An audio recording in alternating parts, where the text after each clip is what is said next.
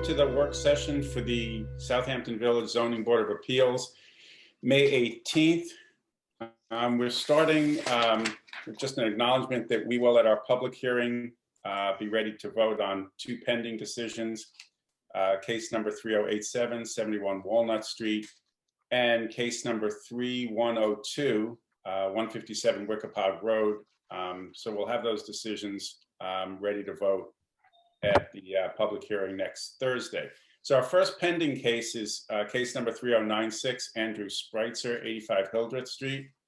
Do any of the board members have any questions or comments about this ongoing matter? No, we've had this one around forever.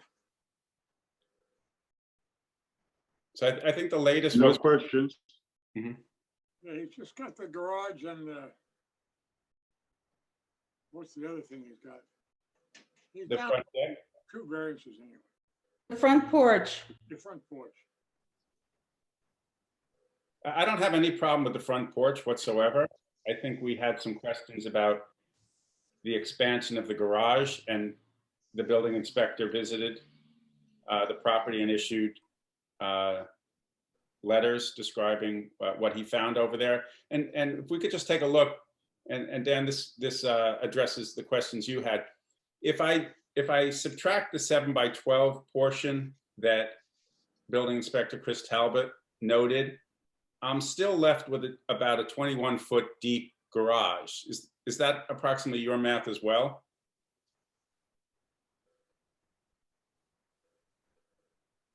We subtract the 7 foot. Yes. What is it now? It's 28?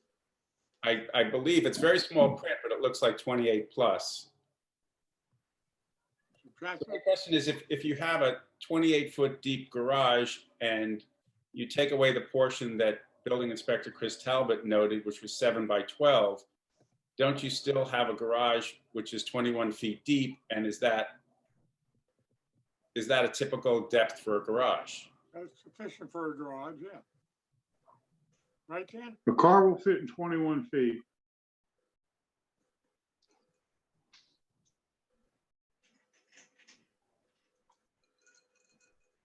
So it just goes to whether or not we need to grant a variance for an expansion of the garage toward the street or not. I have no problem with it. Yeah, I really don't have any problem with that. He wanted sheds for storage. He probably wants a little extra so he has room for a car and some bikes in his garage, or, you know, put away summer furniture or whatever. Yeah, he's got an awfully small lot. He's withdrawn the application for the sheds, withdrawn the application to the pool. I think the extension to the garage is okay. Well, I think he had a proper garage and he took part of it away for other uses. Is that right? Do we know that?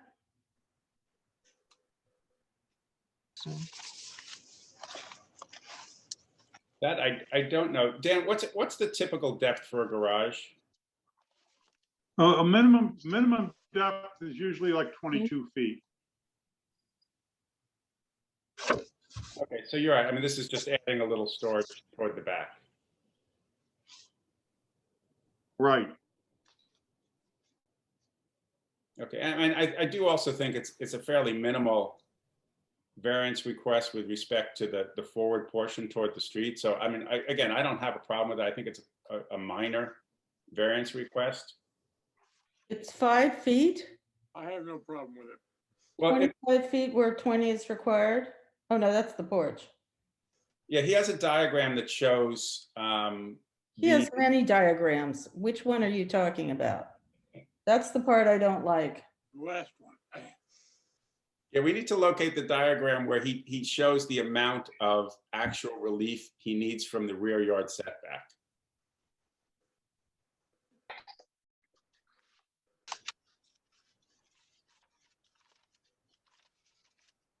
He's not asking for any rear yard setback. That's is he? right.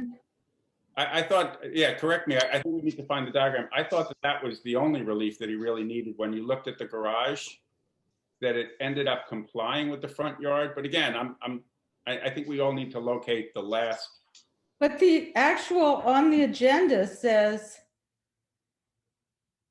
to an eastern front yard setback of 20 feet where 25 feet is required. I think that there was discussion that you're right, but that's not what we see here. I found the diagrams he had written all over, someone had written on the surveys or the site plans. I'm not looking at all this. And so it was completely We have a better one than that. difficult to figure out. I actually drove past and the garage door was open once. And there's they had a whole bunch of building materials and there are no cars, so I couldn't really tell. That was for the porch cover. But if he had a garage that was proper and then proceeded to carve it up for other uses, I see that there was a laundry part, but that wouldn't prevent the car from going in. It's the length of the garage, right, that we're talking about? Yes. I could never get a good feeling about whether or not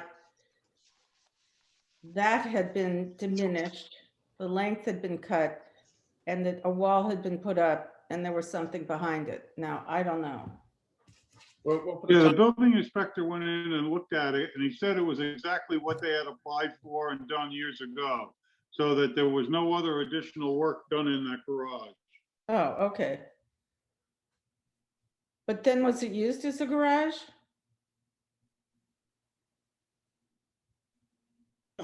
I don't, it's a garage space, so, people Okay, use them you're all right. kinds of ways. You're right, Dan. Well, for the time being, so these are the questions we'll have for the applicant when they appear next Thursday. The drawing that represents the relief requested and also a clarification on the relief requested, because it does seem different from what we now have on our agenda. It seems substantially less than what we have on our agenda. So I think we do need to locate, or the applicant needs to provide for us a clear description of what relief is required at this point to complete the project that he intends to complete. And just for the use of the board, there was a letter dated February 5 of 2021 that I think is a part of your packet. And I believe that in that, the applicant indicated that they eliminated the request for the pool and the sheds. And then he goes on to discuss what I believe are the remaining portions of the application. So that might be of use to the board. Could you just mention what the dimensions were? Sure. It's very he- confusing. Sure.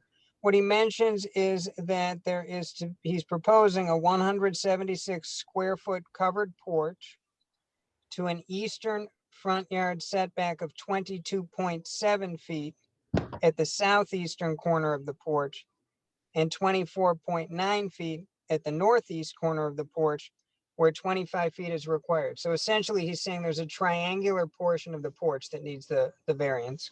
Yep. Then he mentions that with respect to the garage, a 65 foot by 12 foot square foot attached garage addition to a northern rear yard setback of 18 feet where 25 feet is required.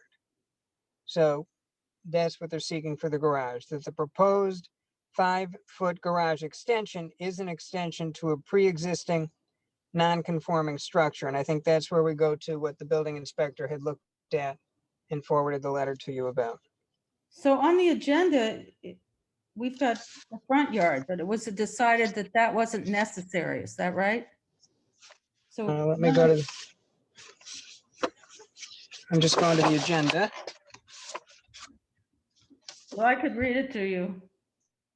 Right, so that he took away the request for the shed, so that would take away number 1. Right. Took away the pool, which would be number 4. So you're just left with the covered front porch to an eastern front yard and the garage addition. Those are the only 2 remaining. Description of the garage is to an eastern front yard setback of 20 feet where 25 feet is required.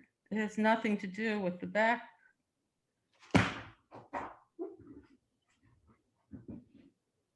No, So which is it? And Jeffrey, I think it needs to match a diagram that was submitted. Right. So he had attached, let me see if I can find the one that, there's one that was stamped that I've seen stamped March 26th of 2021.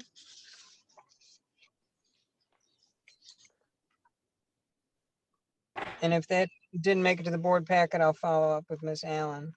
And in that, what he shows is the variance request for both the garage and the porch. I have one stamped May 10th. That would be after the March one. Be the latest one we have, I believe. Okay, Does everybody have that one? yes, I have the May 10th one as well. It seems pretty clear to me. This is the final one, May 10th? May 10th. Did we get that? Yeah, it was May 10th with an attached letter from the applicant. I have it.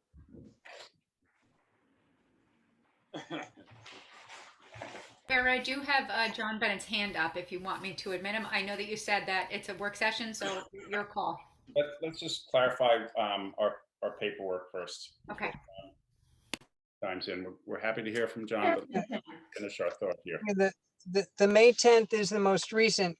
It's consistent with the one from March in terms of what is marked for the porch and the garage.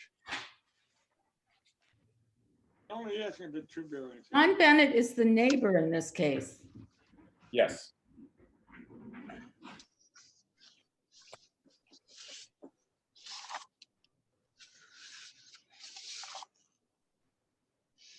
For the time being, we can have the applicant clarify which drawing we should be looking at the public hearing and the precise relief requested. And I think the board's generally of the impression that maybe a minor variance request and acceptable, but I think we need to match the variance request with his survey work.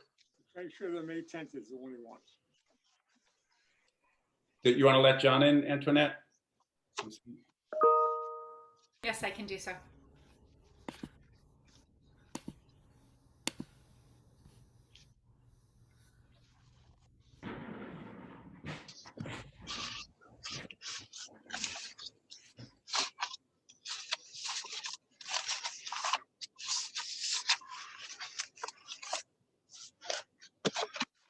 Hello? John, did you want to speak to 85 Hildreth Street? Yes, just very quickly. I just continued to be confused by this. It's like this three-chord Monty. I do this for a living, so I'm pretty good at following the bouncing ball, but I don't know. First of all, you still have two requests for relief there on the notice. I thought they were going to go off. Number one. Number two, I don't know, this front porch may not be the worst thing in the world, but there's been a drawing. What's the volume of it? What does it look like? Has he submitted anything? He's just asking for a variance for a front porch, but we don't know volumetrically what it is. What does it look like? What is the style of it? I know it's not, that should be part of his variance request. Yeah, we asked for a rendering of precisely what he would be providing to the ARB. So I think that's. Okay, but he hasn't done that yet. I don't believe he's clarified that that's what he submitted. I have seen the rendering, but I don't know that it's the same one that he's presenting later to the ARB, and I just want to make sure. What makes But you that's think? that's part of your relief, because you're asking not all, he's now encroaching into a required front yard. And it may not be the worst thing in the world, but I'd like to see it. That's all. He's encroaching into a front yard, both, from a lateral point of, from a linear point of view, but also from a volumetric point of view. And typically you want to see that. Do you think that it even goes to the ARB? Can't the building department say it's just the front porch and let it go? No, why, Susan? Well, I think they might do stuff. No, I know, John. I think it's been done before, maybe, if they think it's not of consequence. They are the choosers, no? It's a change to the elevation of the building, which has to go to you because it needs a variance relief. Not Right, only I get that part. Okay, but it also has to go to the Architectural Review Board. And if somebody's on my street is giving out building permits for a I'm change. sure you'll take care of it, right? No, but that's a strange question, number one. Number two, the garage, I don't know what he's doing now. He wanted some rear yard relief. I mean, I might have a problem with the garage because he's further extending it out. He parks all over the street. He says he needs an extension for the garage. Maybe he should park his cars in the garage and in the driveway. And why not do it towards the rear if that's what he needs? So anyway, but that's more for, I have a hard time following. He's been at it for 6 months. And you know, every time he puts something in new, it's probable that he has to renotice these things. It's not just, I diddled around something. Now this is what I want. And I don't know volumetrically what the porch looks like. I may not have a problem with that. Maybe. You showed a picture of the porch somewhere else on your street, which is somewhere in that file. I have trouble with the garage because I can never quite get the dimensions on this thing. I mean, it's a pretty minimal setback, 25 feet, which are, you know, most of the houses are backed off more than 25 feet, including mine on Jennings and mine on Hildreth. I mean, if he wants to, maybe he should explore pushing that, even though it'll be closer to my house in the back, explore it, you know, from a streetscape point of view, adding on to the rear of it, if indeed it's even appropriate. But I'd like to see visually what this stuff is going to look like. I mean, I can't remember ever coming in to ask you guys for setback relief without showing what the structure is going to look like volumetrically. Well, the contention now is that he doesn't have to ask for relief in the front of the garage, but in the back. That makes no sense at all because it's a 25-foot minimum setback in that zone. Well, if he put any numbers on these things, it'd be really helpful to me, but I see very few. 25.8. He's got 25 feet in the front. Well, why is he asking for attached garage to eastern front yard setback Well, of 20 I feet? don't know if that's, I agree with you. How about it? I don't know. I find every week it's different. And I think that the drawings don't really give the numbers. Like, am I supposed to add up? I can't tell what I should add up because I don't know what's real. But the last contention was that they didn't actually need relief in the front. And if I see this one thing, 25.8 feet to something that comes near the garage, I don't know what this variance request of 35 square feet that they left on in the front, but now they're not asking for it. I don't know, you're right. It's confuse a cat. Okay, so why don't we just table this until the public hearing, and we'll have the applicant who's not here tonight I clarify. think he was here. He was.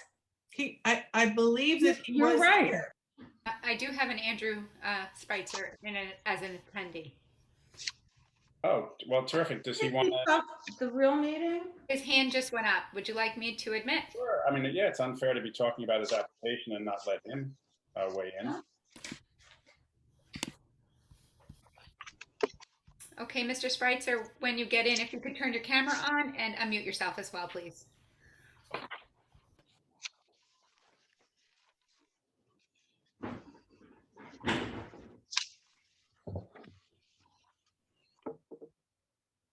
Hi there. How are you, Andrew? Could you clarify for us the variance request and the survey and renderings that we should be looking at? Sure.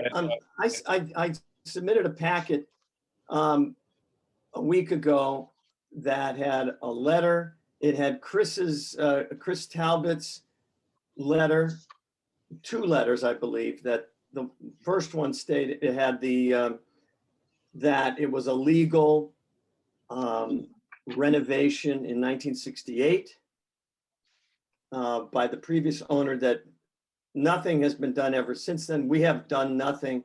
There's a laundry room, and then there's about 6 or 7 feet of closets and storage. So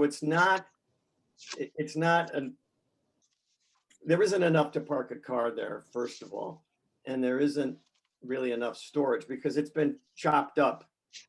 It's not just a laundry room, it's laundry room and closets. And I think that Mr. Talbot in his letter stated that, and then he said, I think in this last sentence, he says, and I find it to be undersized. Yeah, no, we understand this. So let me ask you this, Andrew, because you're saying it's chopped up. The only thing that Chris Talbot, the building inspector, referenced was a 7x12 room in the back of the garage. What is to the east of the 7x12 room? To the east, there are closets as well. Right. About 5 feet of closets. And then the garage. So there isn't a full garage to park or to really do much of anything there. That's why we were asking for the 5 feet. Now, the reason there's this, it's been the same survey. We just cleaned it up. So because after Chris was there, we wanted to make it very clear that there was only a laundry room and closets. That's it. That's all that is there. And the northern line is the rear yard, because even though our front door faces Hildreth, that's not considered our front space. It is actually on Jennings, because they take the smallest dimension becomes your front yard on a corner lot. So When using your rear yard, you mean? so the rear yard is the north. And that is where we have 18 feet, where we need 25. On the street, we have the 25-foot setback, which is required. So it doesn't affect the street setback at all onto Jennings. It's all Jennings and Hildreth in the front yard. Okay, so the relief that you're asking for is 18 feet from the rear yard where 25 is required. That's the Right. And it's just a continuation of the pre-existing non-conforming structure, which was conforming when it was built, but now is not conforming. And the neighbor to our north we couldn't even see that, because there's plantings all to the north there that completely obliterate their view of it. But the street would have no, there's the setback completely. And even with the extension, we can fit 4 cars on the driveway. So there's not a parking issue, and there's not a setback on the street issue. And that has never changed. It's always been the same request of 35 square feet, because half of the request is in our building envelope. Could I just, there was a laundry, when were the closets? Closets were built in 1968. They were. Right. And Chris stated that they had linoleum, and it was all part of what would be so you're telling us that you don't need the garage. So why are we extending it? No, I'm saying I don't have enough for a garage. That's right. And you haven't since 1968. Is that correct? I haven't been there since I only got here. You've been there. Have you had room for a car in that garage? No. So what are we talking about? Wanting to have that. You have 21 feet. You can get a car in 21 feet in a garage. No, but it's not 21 feet, because it's 7 plus the 6 for closets, which are already there. That's what's not showing on the diagram, Dan. That's what I was asking about. That Chris identified the 7x12 room, which is the laundry, but he did not identify the 6-foot closet, which is to the east of that, which is part of the garage, which is why instead of 21 feet, they only have 15 or 16 feet of depth. Right. Okay, so they added closet space inside the garage besides the 7 and 12. Right, back in 7 by 12 1968. laundry. Yeah, that was in 1968. So, I mean, nothing's changed since we bought it a year ago. not even a Well, year. that's what's confusing, because in 1968, they said you asked for 7 by 12, but you didn't get, you actually have set 13 by 12. Right.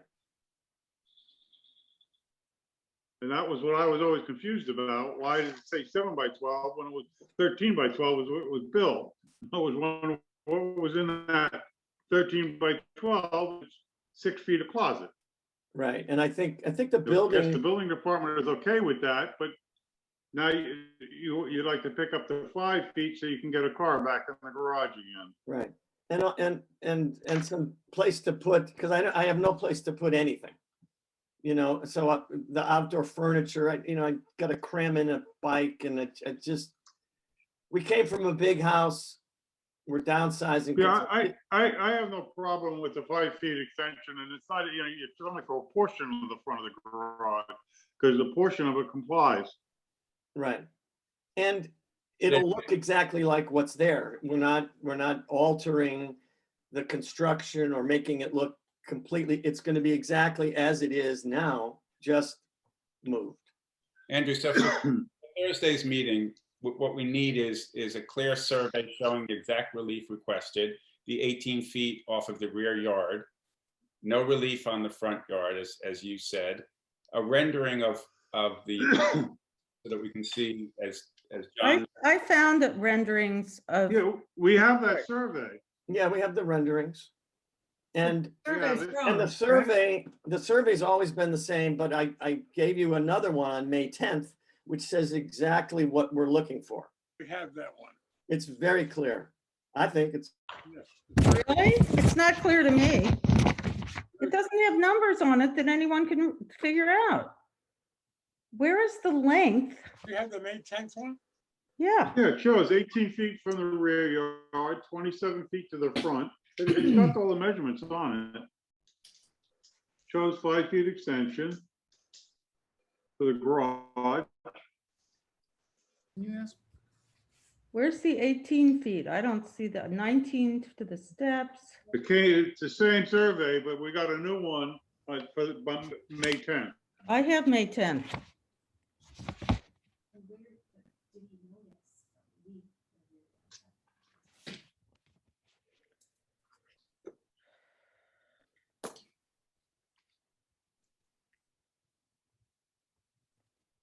So Jeff, do you have the May 10th survey? Does it seem clear enough to you? I do have the May 10th survey, and looking at it, what it shows is, was just mentioned, is from the lot line running toward the garage, there's 18 feet.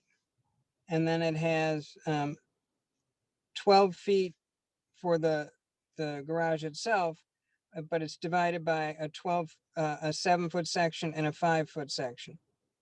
And then for the porch, it has the dimensions of the porch with a gridded portion showing what the variance request is for, which is a triangular section.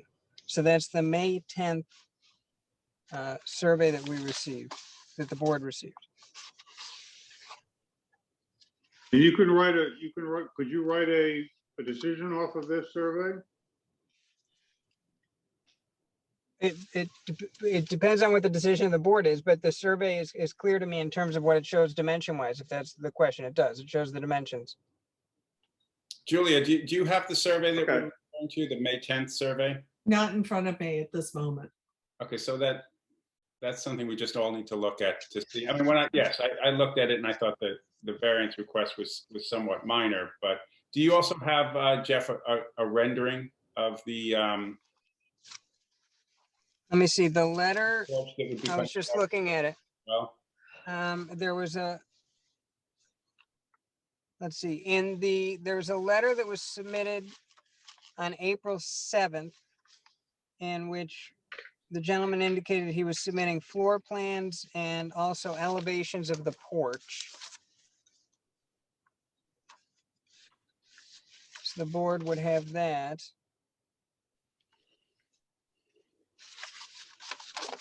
And but you had asked if there's a rendering. I'm just looking to see if we also have a separate rendering. there is an elevation. There's an elevation. Not a rendering. But isn't that the ARB? They get, yeah, there it is. No, that's very old. That was the old Well, I house. don't have a new one. I don't know what you're all talking about then. That was submitted. That's the problem. There are all these things, there are thousands of pieces of paper, and most of them I find unintelligible, but that's me. Blame it on me. I think the problem is when the board asks for something, I respond. And I say to Miss Allen, can we get rid of the things that are No, not, you can't. I know, so then you end up with everything. And But I it's a- don't have whatever it is for the porch, and I do keep pretty good files. I mean, I have a lot of things. Go by the May. We do have elevation drawing of the porch in Was the this it? front. Yes, No, this doesn't have a porch.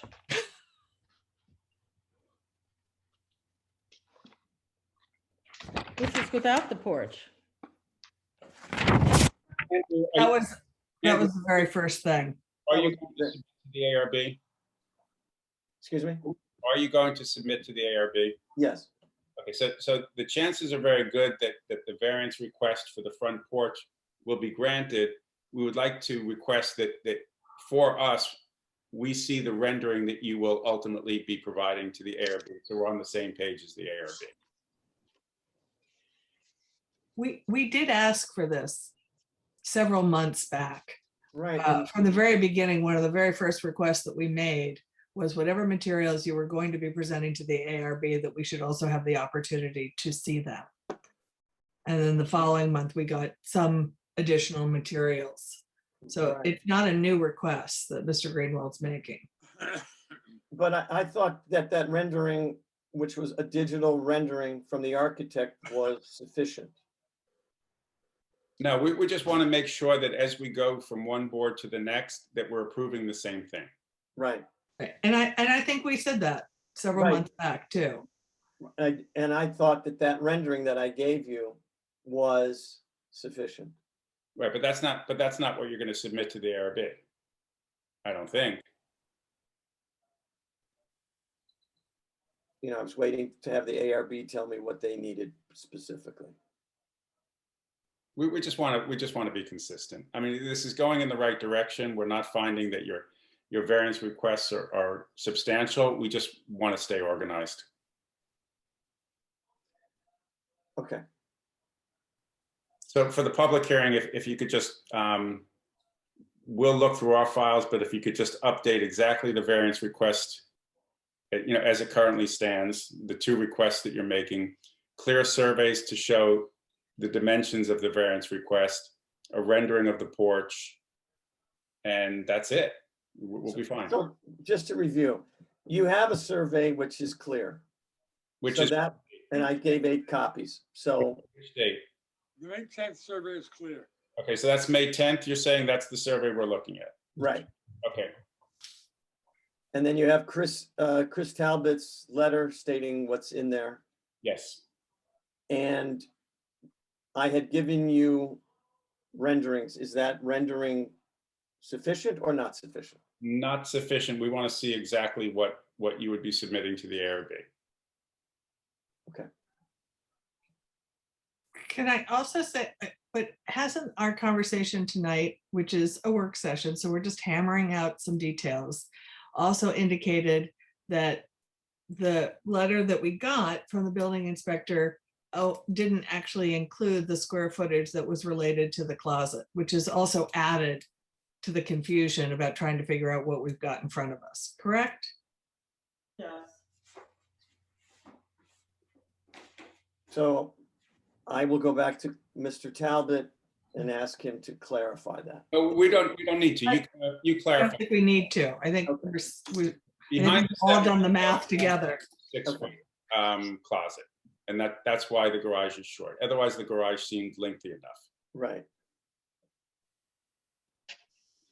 If I may, I heard the word 18, relief to 18. Look at your notice. You don't see 18 there anywhere. Right. So what's, your notice is faulty. Correct. It's talking about a variance, rear yard variance, which I'm totally confused now, even though I do this for a living, to 18 feet. You won't see the word, the letter, the number 18 anywhere on your notice. And I was looking for the 18 feet behind the garage because that's not what I thought we were talking about. Are we? Yeah, number Yeah, no. one. Number two, the front yard is Jennings and Hildreth. What the code does is says if you have a corner lot, you define your rear yard by being opposite the shortest of the front yards, plural. Exactly. Well, who said exactly? Well, so your point, John, is that actually in the relief requested, there's no rear yard relief requested. Yeah, it's front yard relief, but then there's somebody said something about 18 feet and there's no notice for 18 feet. I'm pretty good at this. It's, again, I don't know what's going on here. Well, to your point, there's no request for rear yard setback relief, and that's the request actually being made. So it's not noticed. So how do you proceed next Thursday? The building department is the one that writes the request. They can be wrong. Jeffrey, do we need to renotice this because there's no rear yard relief requested? Probably. And where is the Is rear he yard? asking for 7 feet of relief? Because that's the relief that's being requested, which brings the dimension to 18 feet from the rear yard line. Which the northerly lot line? The northerly lot line. Okay, so where's the request for relief to Hildreth? If he's Where's the- asking for 7 feet of relief, Sorry. I'm not asking for relief off of Hildreth. Right, we understand. You did initially, but you're not now. That was when that's when we were asking for a 8-foot, I believe we asked for a 10-foot extension to the garage. And then that would have been a problem for Hildreth Street. So we brought it in line so that there was no issue with the Hildreth Street setback of 25 feet. Right, so that eliminated your request number 3. Because that's what you were asking for there, 120 square foot attached garage addition to an eastern front yard setback of 20 feet where 25 feet is required. So you don't need that. No, and that was eliminated. Right, but you've never requested the rear yard relief, the rear yard that's opposite Jennings. It's not in here. When I was at the building department, I asked them for that. They wrote up what they gave to you, and the survey showed that it was an 18-foot rear yard setback. So Jeffrey, my question, Jeffrey, is does he need to renotice this because it was never requested that the work called for a rear yard setback relief? I mean, the relief requested is not correct. It's not only that we're eliminating certain relief requested, it's that there was never a request for relief from the rear yard. Sure. I'm going to need to check the code to see what setback requirements there are, and then it would presumably need to be renoticed if there's a rear yard setback that wasn't previously requested. Because Andrew, we'll let the building inspector get back to you in the next couple of days. If he didn't, so I think what the gentleman's saying is he never received a denial based on a rear yard setback issue. Right.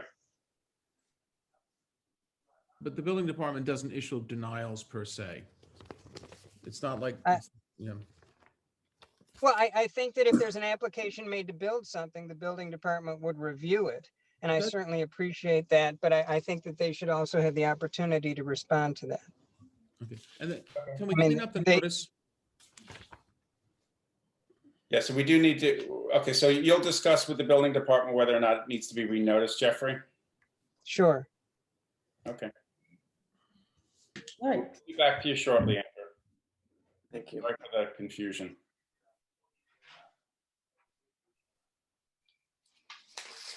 Before we move on to, I just need to sign out and sign back in again. I'm having trouble with my screens here. I'll just go ahead and I'll be in and I'll be back in a minute.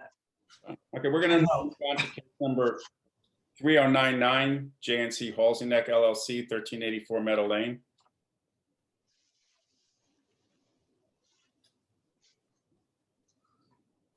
Why don't we wait for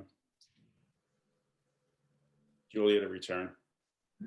Well, interestingly, You're back. well, I don't know. It might not last. Sounds good. You look fine to us. I don't know what you're seeing. I'm seeing like a little movie strip and it's near impossible to see everybody. Oh. But But now the movie strip for us is on the top. Where's yours?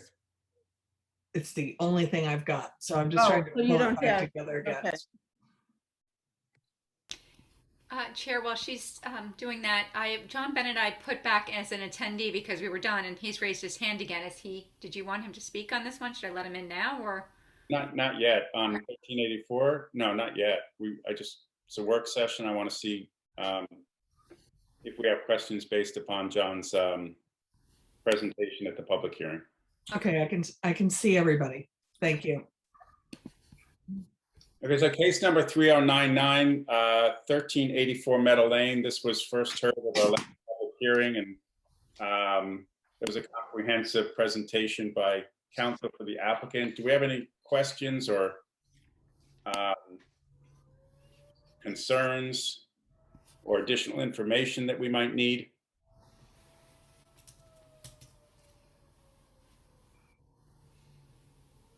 Heard all the details of this one, right?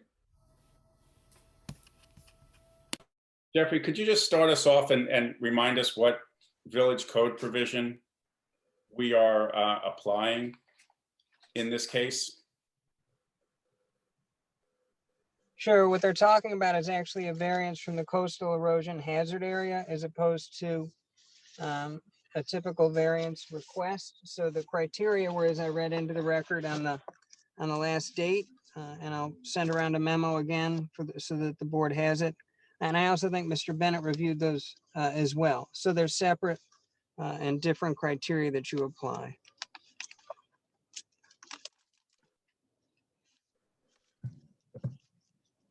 Okay, and just to remind us of where we left off at the public hearing, I think Chick highlighted that there might be two conditions in the request for a coastal erosion hazard line variance that need to be met by the applicant. One of which is that the applicant must show that there's not a conforming location for their planned project, and that the project calls for the minimum variance request necessary to overcome the practical difficulty. Is that a pretty good summary, Jeffrey, of the two criterion that, in addition to others, need to be met? I agree. Yes. It is, and I think that is a fair summary. So, I mean, that's my question. I mean, I've heard the comprehensive and detailed presentation, but what I didn't hear was any real, I guess, information that addressed whether there was a conforming location on this property for the project, or whether it was the minimum relief necessary. So do any other board members want to weigh in on that, or are they convinced that those two criteria are met? I don't believe either have even been I addressed. thought that, yeah, and I thought what they were doing was a big improvement over what was there. Yeah, and I'm not saying that it isn't a big improvement over what's there. What I'm asking is that's not the zoning code criterion. There's no place in the zoning code where where it says if the applicant proves that what they're building is better than what's there, then a variance should be granted. What the zoning code does say is that the applicant must show that there's no conforming location and that it's the minimum relief necessary. And so I just wanted us to address those 2 points. But I agree with you, Dan. It may be better. I don't know if they've addressed those questions. Mhm. I don't think they have. And I find saying, they're gonna, if they intend to build a new house, what's there is going to be gone. So just knocking it down, would you say maybe that's an improvement? But I don't really want to go. I mean, what we're really talking about is what's going to go forward. What's going to be on there that's not going to be bad for the wetlands. And the question is, could they do it a way where they wouldn't have to have this relief? Isn't that the question? Susan, it's the coastal erosion hazard area. Oh, the hazard area. Coastal wetlands. And Oh, Mark- right. Well, to me, I'm from Ohio, Chick, forgive me. I really am. I never saw the ocean until I was 14. So the coastal Wow. erosion hazard area. And Seriously, look where you are now. I love it. I know. I went to a lot of lakes, trust me, big ones. So once there's the offending structures that are old, where that wasn't considered offending when they were built, are gone, then what do we have to deal with? That's how I'm looking at it. And is there a way not to invade the coastal erosion hazard area, as Chicks likes to say? So, Important distinction. yeah, no, that is a distinction. I um, understand you, and I actually have looked at it. It's just what you call it could be a problem for me, but I'm on your case now. I had made some remarks at the last meeting. I don't know if the applicant had planned to address them in any way. I had read the letter from Lee Wisher of the Woods Hole Group that is dated April 19th. That seems to be what they're relying on. And it really is kind of along the lines that this will improve things, that the beach is stable. There's all those cross sections and very good scientific information. I had indicated that, right on page 3 of the report, it did acknowledge that the walkways and pedestrian access have deteriorated the dune, as well as the structure. So it's clear that structures do impact dune areas, and that's what's happening now. And of course, the purpose of the CHA line is to protect shoreline features. And then Jeff Blinkoff and I had talked about chapter 49-19D and those criteria that were just discussed, which I agree. I don't think that has really been addressed. So those were some of the thoughts from the last meeting and some for tonight. Now what? I guess, the applicant can address those criteria. I mean, do we provide the applicant with more opportunity to address those criteria that, we are expressing our opinion that have not been addressed and need to be addressed? I think that's fair. And I'll just remind the board that we did start looking at the cross sections of the structure and the magnitude of the structure remaining in the CHA line. It was the pool. It was a sub-level, a level above that. And so, the application was clear what's being proposed, but we really haven't seen anything that argues why it couldn't be in conforming location.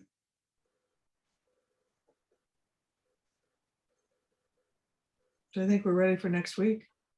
I think so. Does anybody else have any other questions, concerns, comments before we move on? Okay, so moving on to case number 3101, which is 303 First Neck Lane, David and Holly Scher. I know we have revised drawings. Perhaps we wait and listen to the applicant's presentation, but it seems like they've revised their application significantly. And do we have any questions or comments? Did we have a I chance? have, I have a question which has to do with the C of O is for a garage apartment. And I don't, if there's no garage, how's that work?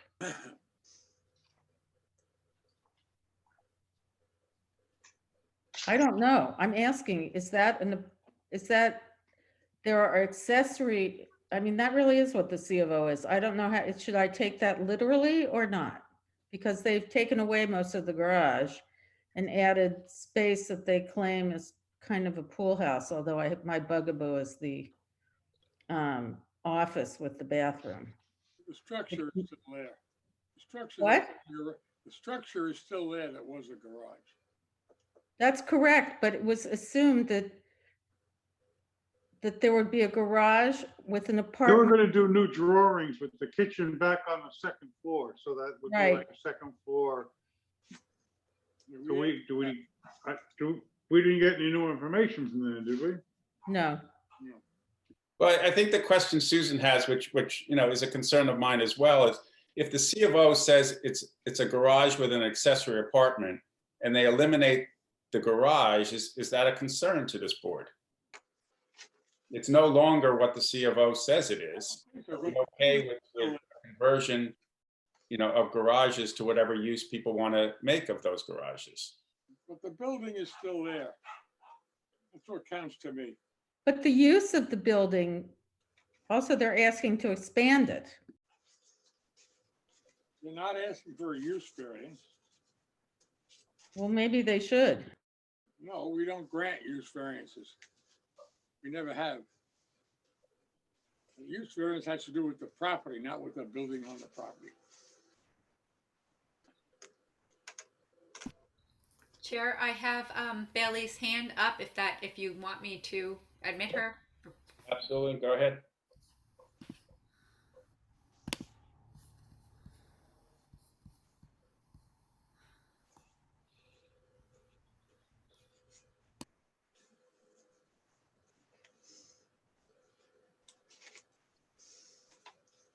So after the last meeting, we did file revised architectural plans on May 13th. I dropped them off. They were in the file before your noon deadline. What we did do was relocate the garage, the kitchen back up to the second floor. We eliminated any expansion of the first floor footprint of the accessory structure. And now basically the only request for relief is for that 183 square foot of expansion on the second floor, which would allow them to enlarge the living space within that apartment. We tried to, address most of the comments of the board as best we could. Again, no expansion on the first floor whatsoever. We're keeping the same amount of space on the first floor that's already been used as essentially accessory uses. And we are keeping the kitchen on the second floor so that the accessory apartment is contained to that second floor. So Frank, the architect, will be on the meeting next week if you have any questions for him at that time. But I just wanted to let you know that we did submit all those plans. It's, again, a total of 183 square feet of proposed expansion on the second floor.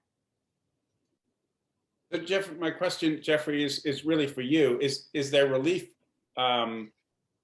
that needs to be requested that has not been requested because they're eliminating garage when the C of O says garage with accessory apartment? Well, their argument is that they're not changing the use of it, that they're maintaining consistency with it, and then they would need to follow up with the building department as to the other issue.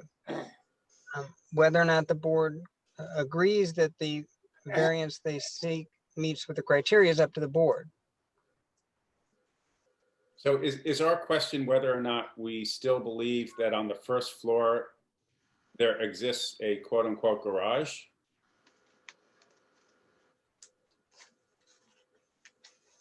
Well, what they're claiming it is a garage and office with bath.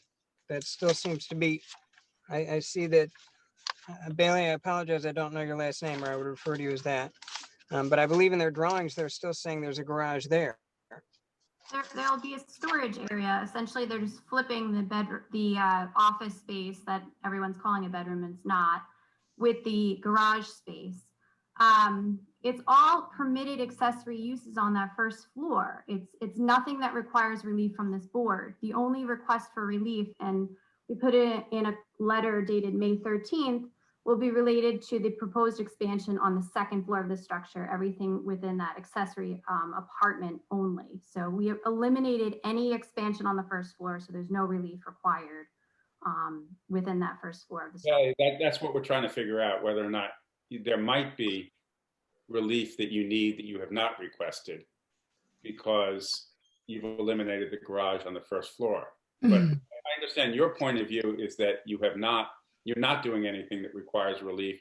What I'm asking the board members and council is there an additional request for relief that might be necessary according to our zoning code? Because it says a garage with an accessory apartment, so I'm asking the board members if they want to weigh in on whether or not this still looks like a garage with an accessory apartment, regardless of whether or not the dimensional requirements are in need of a variance. It looks like a garage to me. It,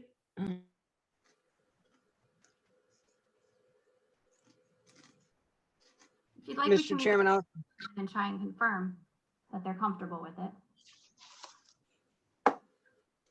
Dan, does it still look like a garage with an accessory apartment to you if they move the garage up to the second floor?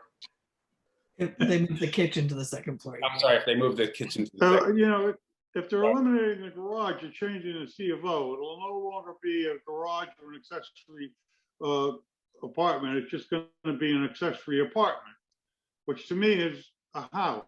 So then you got two houses on the property. Mhm. So Mr. Chairman, that's why I'm at a Chairman? dilemma on that. Mr. Chairman, Yes, go ahead. what I would ask for the opportunity to do is let me prepare a memo for the board, but also this is something I will go back to the building department about. It would seem to me this is a building department determination initially as to what they were denying in terms of the application having been made. So I'll have to go back to them.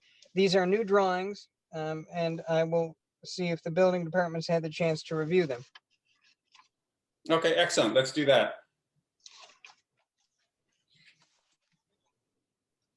So can we move on to case number 3103, which is 46 John Street? Sure. And I think here the applicant did submit a letter that they were eliminating the screen porch on the eastern side yard. Yep. And are now requesting relief only for the swimming pool. Yes. And I wouldn't have a problem with that.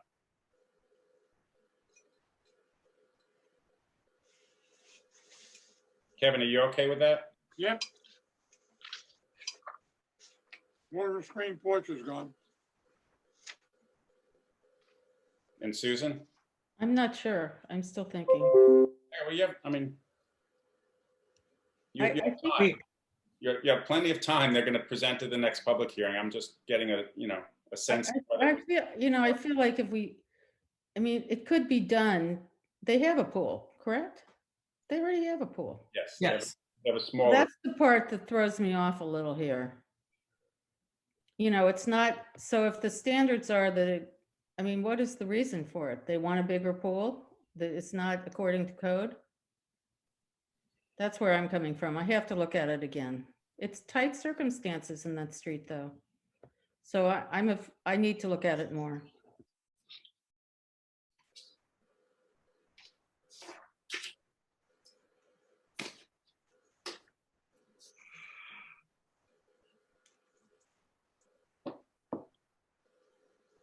Okay, we can wait for the public hearing and then we'll hear from the architect and I believe that's who's presenting here.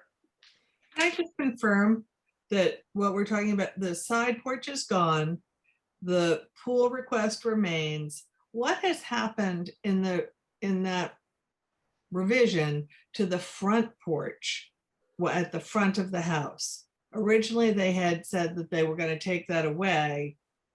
Are they still planning about taking that away? That was murky to me when I was trying to prepare for tonight. Does anybody know the answer to that? I think the letter from the architect just said they're removing the screen porch, right? So it doesn't say anything about what you're talking about. So at the front of the house, they were talking about minimize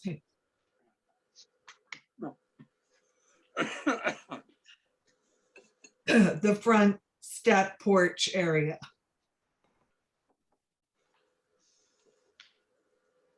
But I don't know. If they remove the screened-in porch, I think it would straighten out that parking in the front too. Right, but are they still, So I'd like to see the new drawing with, I'd like to see like a new survey, a new drawing with the screen porch removed. And if they read how they are reconfiguring the parking then. I don't think they are, maybe. They already, they don't have to, do they? Wasn't that I don't all, know, you know, all about the porch? they just Oh. said they were eliminating. so I'm sorry, there's a note that's come up on my screen from the architect that says the minimize the front porch is still there. So they're taking So away they're just the, gonna make it conform? I have her hand up if you want me to admit. It's Yes, you. please. Okay. Go ahead, Antoinette. Thank I you. was waiting to get in there. Let's see. See, Lou, when you come in, just unmute yourself and turn your camera on, please. Oh, hi. Good evening. Just want to tell you the front porch, that big porch is still going to be reduced. Therefore, minimize the amount of non-conforming in the front.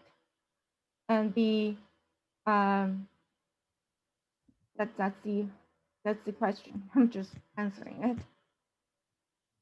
That's great. And if you could submit just a new drawing showing the removal of the eastern porch and the reduction of the front as you're describing here, that would be very helpful for the public Yeah, here. we've been waiting for the surveyor's survey for the past 3 weeks. And he said he mailed it out yesterday, so hopefully I'll get it tomorrow into the building department. Great, I know you're trying. It's hard, I know. Yeah, at least I will, if he doesn't get it, at least I will get my site plan ready. so that front piece, the plan has remained the same. Yeah, the big Okay. round will become a small little portico. Okay, And the screened-in porch, we do not need variance. We're going to greatly reduce it to make sure it meets the setback. okay. So the request remains for the swimming pool to be enlarged. It's only just 2.1 feet, and we do Right. give up quite a bit of non-conforming here. Okay, And it's in the ground, it's in the backyard. right. Thank you Okay, for the thank you. answers. Thank Okay. you. We're going to move on to new cases. We have our first new case, which is 51 Pond Lane. And I think we're probably just going to wait to hear the applicant's presentation, for this. I think, Ken, you're presenting for this. Did you want to say anything about 51 Pond Lane? Good evening, everyone. Actually, I am not presenting for 51 Pond Lane. Oh, hold on, can you hear me? Yeah, Who is presenting for 51 Pond Lane, if you know? Yep, hold on, give me 8 seconds. I can also help out just with clarifying. So who is it? Bear with You me. know? You know what? Excuse me. I have a Georgette Greer Key and Patrick Cleary are both here. Patrick's for the board. So you want me to admit him, please? Sure. Yeah, admit him. Right now, I'm just trying to give everybody a heads up as to who's making the presentation next Thursday night. I don't want to go into the presentation tonight, but I would like a heads up on who's representing the applicant. Okay. Okay, so I'm sorry. So Ken Gray, if chairman, if I may just respond. I am not representing the applicant. I have not been asked to. My understanding is Keith Brown, counsel from Brown and Altman, is going to be handling this on a pro bono basis, representing the museum.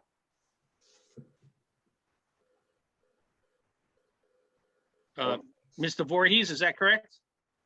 Yes, yes, and I believe, Ken, you also wrote a letter to the chairman after the last work session, just to help clarify the roles, that I am not in a review capacity on this for the board. Our firm was asked to help with the application, so of course it would be inappropriate for me to review it. And that's why Mr. Cleary was appointed by the Board of Trustees, and Ken, I believe, provided a letter to that effect. So I would not be in any way in a review capacity. However, we did provide some documents on behalf of the application. So when this comes up next week, I will drop off, become a participant, and be recognized at that point. Keith Brown was honestly just retained. He is watching this meeting. He's familiar with the application. If we need to update anything, certainly because he was just retained, he was not on the original application forms, and he will be quarterbacking the presentation. And do we know that he'll be ready for next Thursday? Yes, absolutely. Pat Cleary is here. Pat, do you want to say anything about the application at this stage? Chair, he actually, I don't know what happened to him. He's not on, and he's not in the attendees either. Maybe something happened to his computer. So who's going to be representing for our board, since Chick, you're not, or you say Mr. Brown will? No, let me say it again, and I'm glad Pat's back, but quite honestly, Dan, in prior cases, you know that I advise on wetlands and sometimes coastal erosion hazard. I have not represented the board on standard variances, and I really can't remember too many special exceptions. So this does require special exception and variance. The board did not always consider me in a review capacity representing the board. Just in case you wanted support, Pat Cleary was appointed by the village board, and he will also represent the planning board in review of the planning board application. So I just want to make that clear. Pat Cleary is your consultant at your request. Brown is the attorney for the applicant. Okay. Is Mr. Gray still there? Yes, Susan. I am. I was watching the town meeting regarding this application, and there was a lot of discussion about how all the agreements between the town and the village in terms of who owns the land and who does what, all have to be redone. Is that, and therefore I'm wondering, why are we doing this now if that's the case? Do you know? I'm unfamiliar, or not aware, I should say, of any situation that documents have to be redone.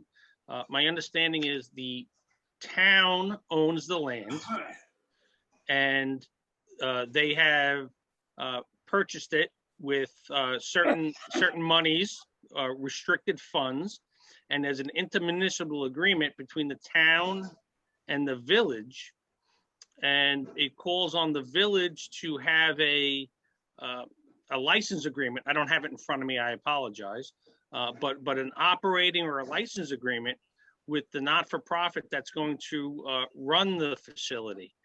That document has not been signed off on, but it's in the development stage. It was in the development stage when Council Brian Egan was a council to the village, and it needs to be moved forward.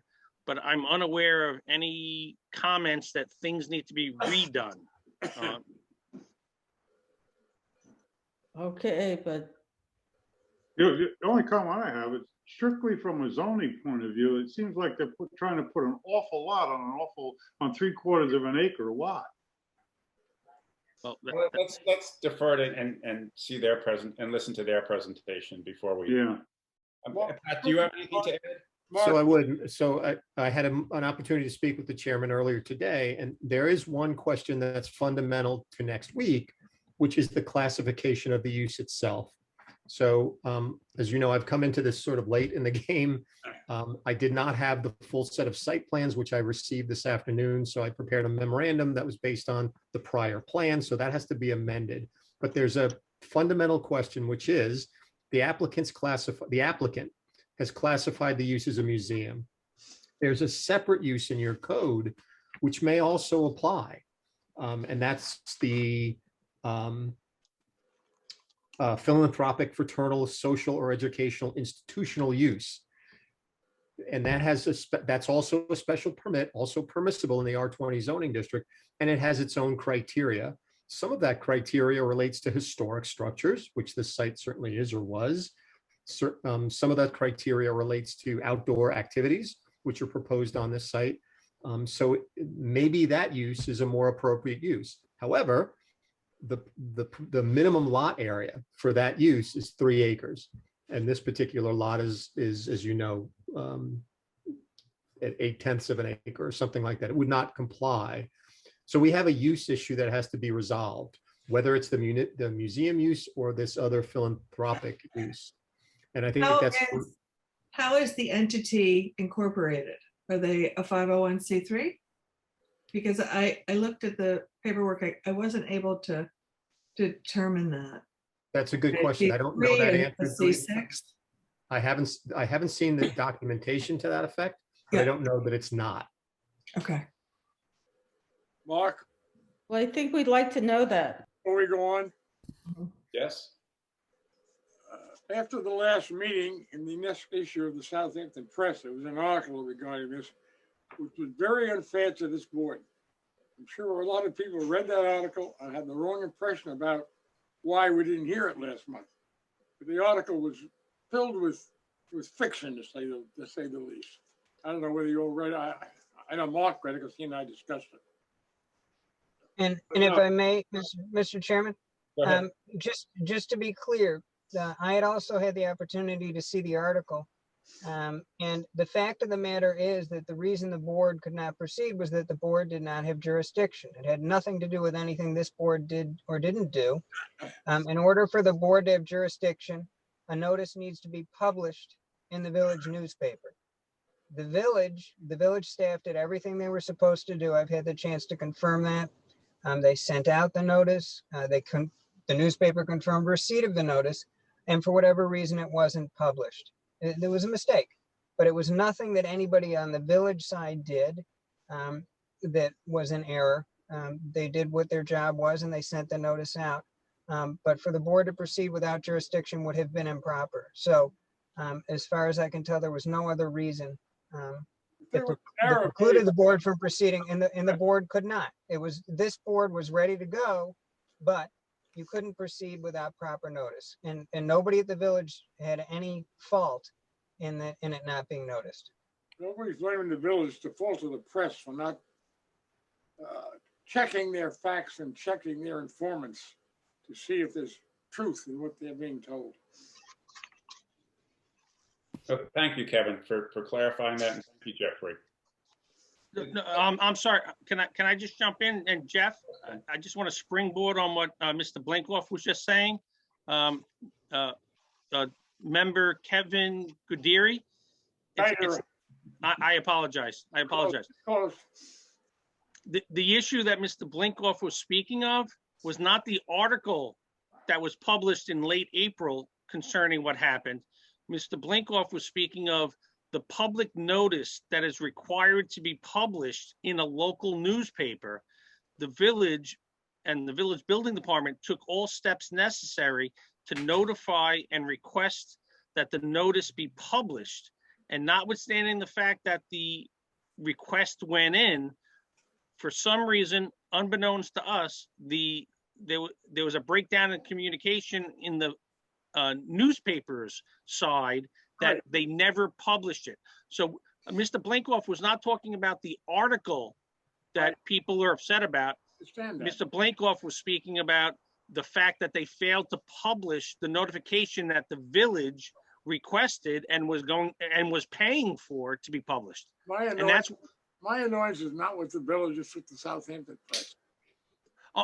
understood. But again, I just want to make a clarification between the article, which everybody is upset about, and the simple process of printing a public notice, which the village requested them to do in a timely fashion.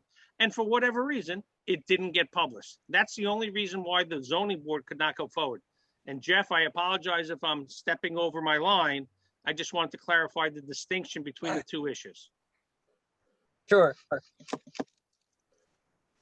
Chair, I just want to let you know again, I've been getting a lot of Q&A. Did you want me to admit these people, or you want to wait for a presentation at the public hearing? Well, sure. This is just our work session. I'd like to hear the complete, presentation as presented by, I guess it's Keith Brown, who's going to be presenting on behalf of the applicant. So this is just our work session to, see if we have any initial concerns or questions, but otherwise let's wait for the public hearing next Thursday night. Okay, one of the things in the chat though was to clarify that this is a chartered museum. So I don't know if that makes any difference in any of your questions, but was one of the things that was mentioned. Thank you. So, Mr. Chairman, I'll update the memo that will provide you with some of those background issues that you can question the applicant with after they make the presentation. But I think that presentation is important for all of us to better understand the project. Well, don't you think we should see a document that verifies that? Right, they'll have to provide that, and I think the question that we're starting to address, but we'll let the applicant speak to it, is whether the code provision that Patrick Cleary is referencing is the appropriate code provision that dictates whether this application is governed by that code section or the code section of a museum. And we just need to identify the criterion for each. And there may be historical documentation that supports this. We have museums in the village. We have philanthropic institutional uses in the village. So a little bit of research probably gets to the bottom of this as well. Okay, but again, I want to hear, uninterrupted, the presentation from the applicant next Thursday night, and then we can proceed from there. Yep. For now, let's move on to the next new case, which is Village of Southampton, Lake Agawam. Thanks, everybody. Thank you. Do we have any questions about this application, or should we wait for the public hearing next Thursday night? Yeah, this is just about the water lilies in Agawam. So I think just hear what the town wants to say.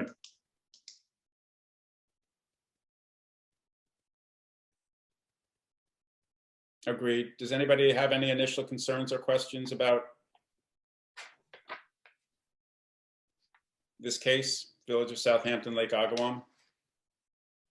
I think it can be resolved at the actual presentation. I do have some questions. But okay, so we can wait for the actual presentation next Thursday, and let's move on to 950 Meadow Lane. Again, we have not heard this yet. I just don't know if anybody has initial questions or concerns, but otherwise we can wait for the public hearing. Yeah. I think the applicant's letter of April 29th from the attorney really kind of frames out the nature of the application. So yes, I would agree with just hearing it at the meeting. And on Lake Agawam, I've provided input. I'm ready to provide input, and I will do so at the hearing.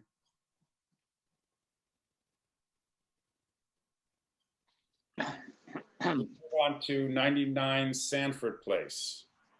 Are there any initial questions or concerns? I'm sorry, did we, 950 Meadow Lane? Yeah, we did go over that. Unless we can go back, do you want to? Wait a minute, Chick, you weren't just commenting on the lilies? No, on 950 Meadow Lane, the letter from John Bennett, Yep. I thought was a good thing for the board to review. Actually, it was, yeah, from John, dated April 29th. Okay. Frames out Sorry. the approval and the current application, and I think what they're requesting is clear, we can certainly ask questions at the hearing. Okay, And on Lake Agawam, I did just add that, I followed this application, followed all of the activity on the lake and what's being done and has been done, and we'll be able to comment. Again, their letter request is very straightforward. We can have further discussion at the meeting, or I can answer any questions. Well, I thought their report was pretty amazing when they had an idea and then that wasn't the right idea. Are there I feel like I would try to rely on you about what's the proper procedure. I mean, I don't think they should be able to go out anytime and they should choose 2 times during the year or whatever you think. And I also was questioning, I didn't see where the disposal of the plant material that they took out was mentioned. And if you have input, I would want your guidance on that, Chick. Yeah, I think this is helpful, just because I know that Catherine Somo does represent the applicant. I don't think it's necessary to admit her unless the board has questions. But Susan, your comments are very much in line with my read of their letter, which is April 9th. And my first question was, what is the new upland staging area? Because previously it was the trustees' land at the south end in the parking area. We do know from the letter that the trustees have given them the opportunity to harvest at any time of the year.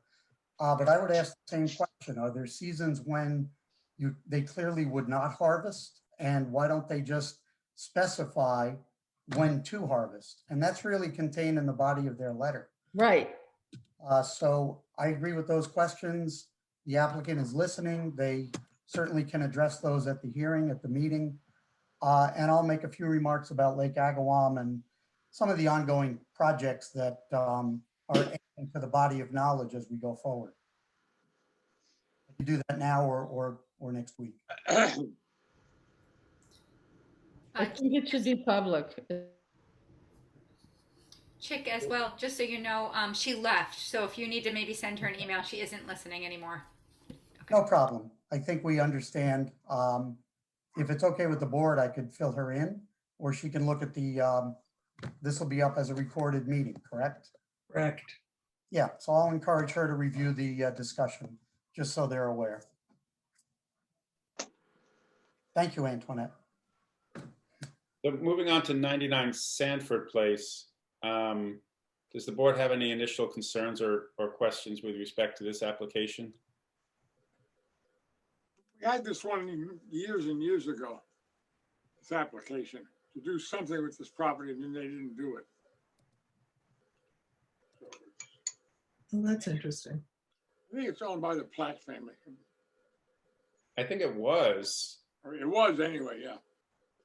I mean, the language in the request seems a little odd. It says 2 single-family dwellings for each proposed lot. I'm not sure they mean that. No, I think they mean I hope not. dwellings. I'm sorry, Kevin, what do you think it means? They mean 2 single-family dwellings on the entire property. Right, one dwelling on each of 2 lots. Right. I think that's what their intent is, but we'll Oh, give. That's not how I read it at all. It's not how I read it at all. I thought that they were asking for multifamily housing, and I was questioning how the zoning there.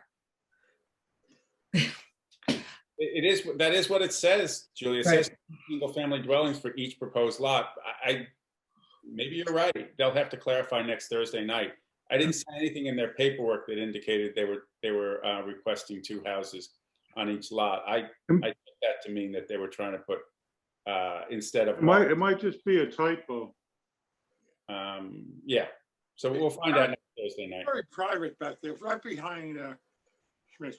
Extremely private. There's no traffic whatsoever. Unless you're leaving Schmitz out the back. Huh? Unless you're leaving out the back of Schmitz. Oh. I mean, it's a dead-end street. Right. Okay, so let's move on then to 86 West Prospect Street, which, by the way, I'm going to recuse myself from this, Kevin. So if you could take over chairmanship on 86 West Prospect, I'd appreciate that. This is the one where they want a pool.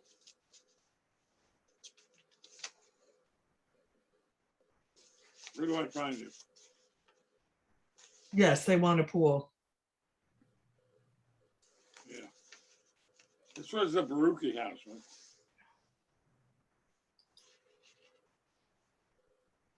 Where did it go? I think we just gotta hear, they just gotta listen to what their presentation is. Yeah, I see it. I agree. Yeah. It's, I don't know. The pool that close is pretty close, 27 feet. They're gonna have to show that there's no place else that they can put it, Well, maybe they need to show a smaller pool that might help. or a small pool, yeah. 480 square feet would be 20 by what? 12? That'd be 240. Be 20 by 24. So they could probably reduce that. Okay, can we go on to the next? Yeah, we'll have to hear it anyway. Okay, the next case is Joe McLaughlin. 365 and 385 South Main Street. Joseph McLaughlin. Can we get who's presenting on behalf of Trustee McLaughlin? Ken, are you doing that?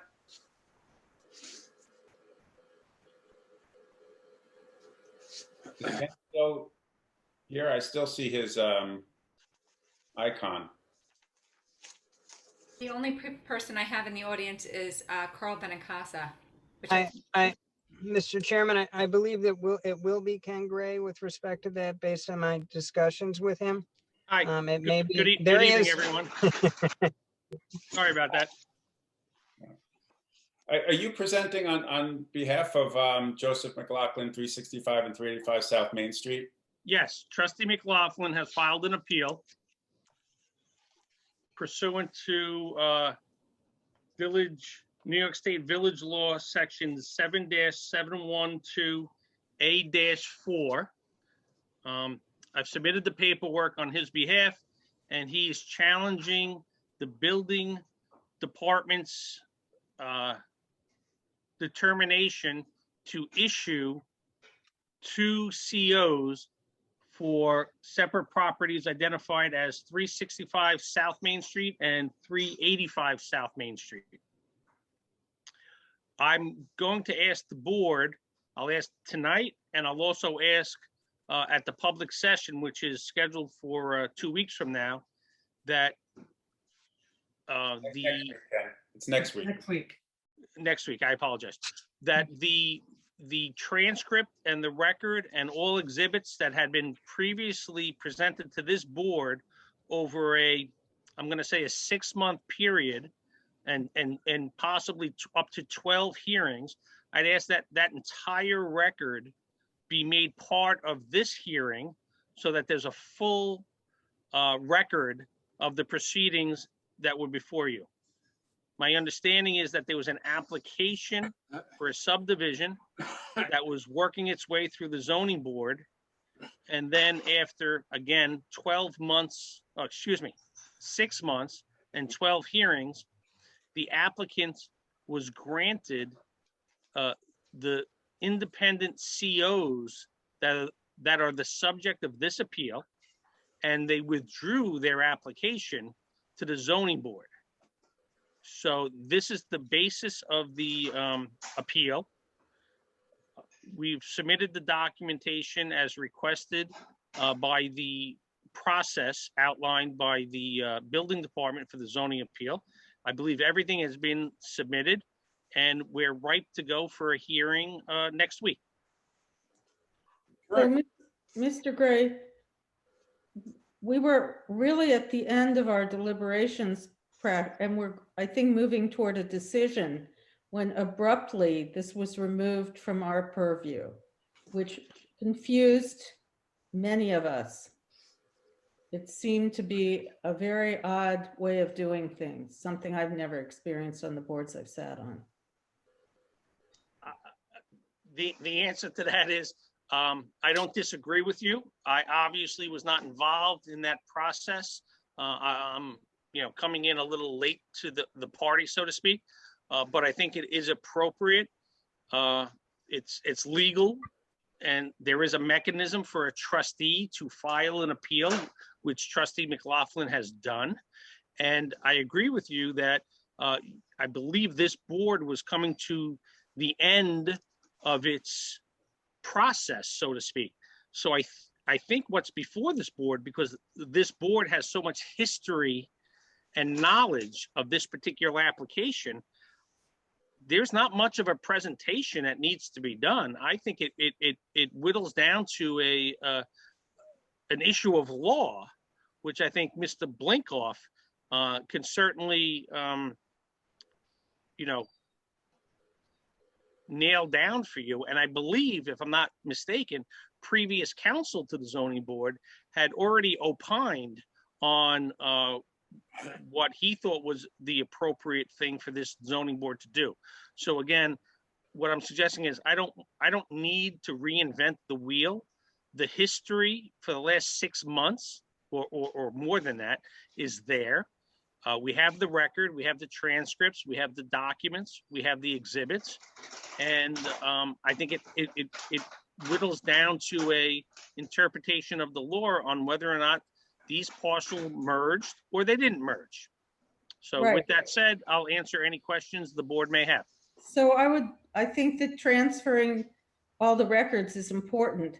And I would add that the applicant asked for a number of adjournments while all these, which we allowed when they were, I don't know what they were doing, but they were, suddenly we worked so hard on it and then it was removed. It was, to me, quite a shock. I do want to clarify for the board members. There were two